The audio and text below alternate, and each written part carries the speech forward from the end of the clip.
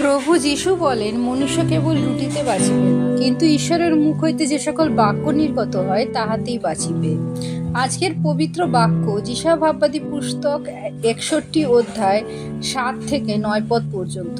তোমাদের লজ্জার পরিবর্তে দ্বিগুণ অংশ হইবে, অপমানের পরিবর্তে লোকেরা আপন আপন অধিকারের আনন্দ রব করিবে।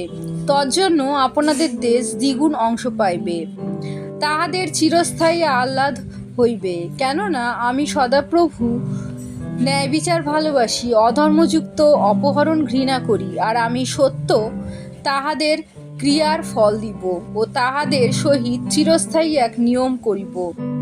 আর তাহাদের বংশ জাতিগণের মধ্যে ও তাহাদের সন্তানগণ লোকবৃন্দের মধ্যে পরিচিত হইবে। দেখিবা মাত্র সকলে সদাপ্রভুকে চিনিবে যে তাহারা সদাপ্রভুর আশীর্বাদপ্রাপ্ত বংশ।